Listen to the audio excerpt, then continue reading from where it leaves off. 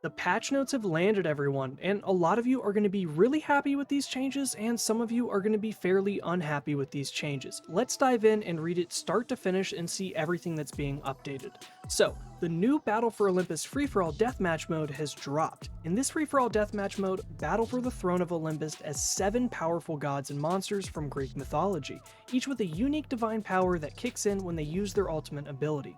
The most valiant contenders in the Battle for Olympus will have the chance to earn limited time voice lines and player titles to brag about their accomplishments for all eternity. At the end of the event, the heroes whose powers were used to secure the most eliminations across all matches will be crowned the new ruler of Olympus. This is pretty awesome. So 7 heroes are going to be updated in this event. Every time you use their ultimate ability, it's going to give them special powers and unique abilities on top of the ones that they've already had. So that right there is something different than what we've gotten in the past, and it's really exciting. And at the end of the event, we're also going to be seeing who the ruler of Olympus is, who won the most matches overall, so I'm excited for that too. But with that out of the way, let's see what they have for updates with competitive play. It says here that the 2023 season of Competitive Capture the Flag begins on January 10th and can be found in the competitive play menu. And as well, the competitive play loading screen is also getting an update, which is unique and random and out of the blue, but with Capture the Flag in competitive play right now, it's going to give us a little something to do on the side when we get tired of ranked and quick play, because right now, honestly, the meta is just wild, it's really stale, and if you've been playing a lot of competitive, you might want something to go play on the side that's brand new.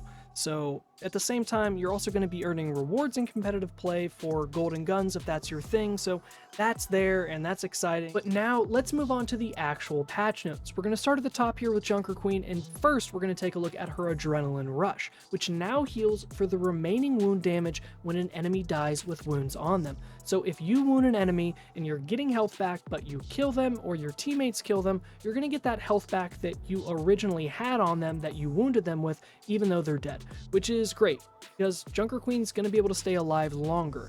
And if you thought that was good, well, Carnage is even better because the cooldown is now reduced by 2 seconds for each enemy it impacts.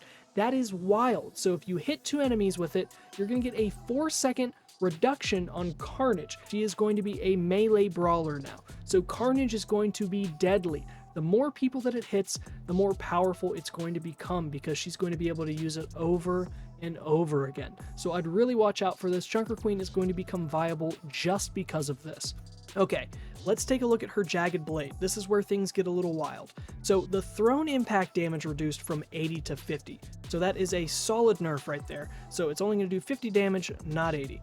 Thrown direct impacts now add 30 damage wound to the stuck target. Stacks with wounds caused by quick melee or returning Jagged Blade hits. So your wounds are going to be able to stack, and now it won't matter if you're alive after you hit someone, it won't matter if the enemy is alive or not after you hit them.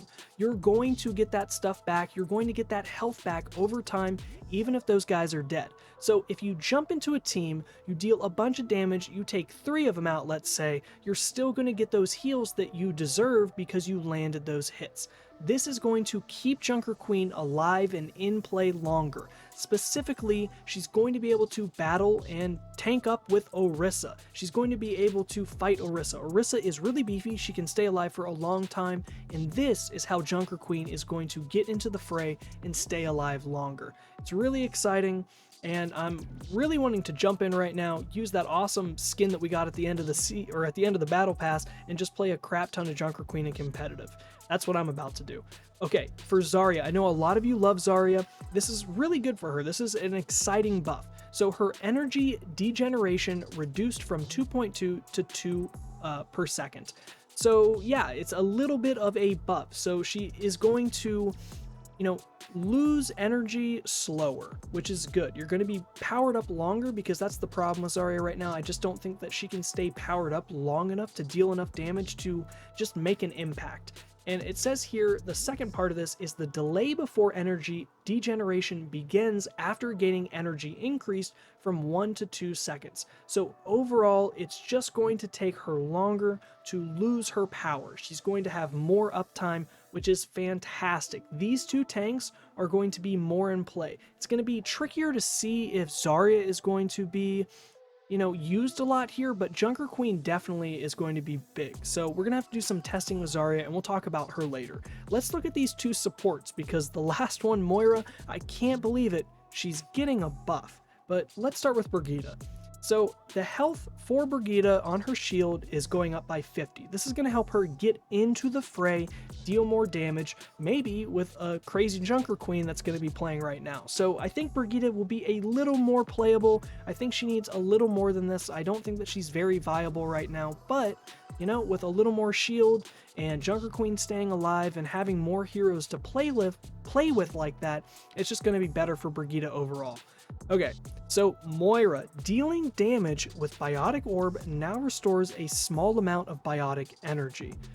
Okay, so the idea of this, of her getting a buff, is just crazy in my mind, but let's look deeper and think about what they're actually trying to do here, at least what I think they're actually trying to do. So a lot of people will throw that damage orb out, and if they're out of healing, right, let's say they got out of healing after they threw that. They just didn't prepare properly, and they need to deal damage to get more healing back to be able to heal.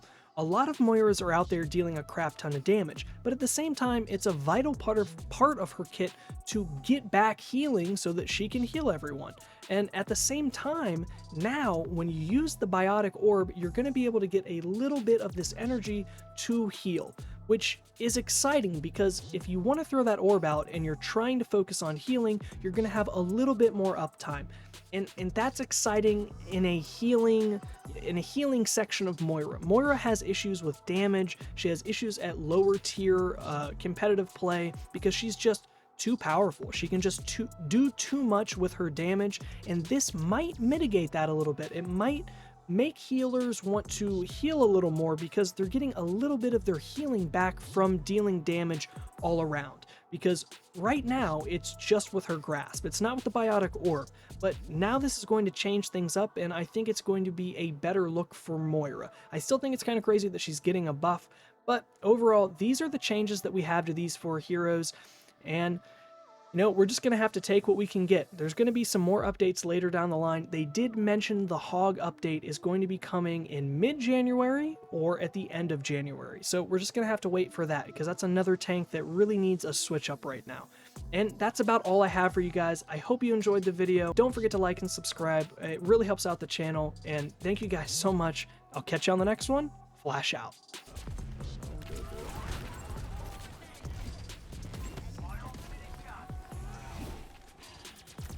Back up. Let's use this corner. Holy shit.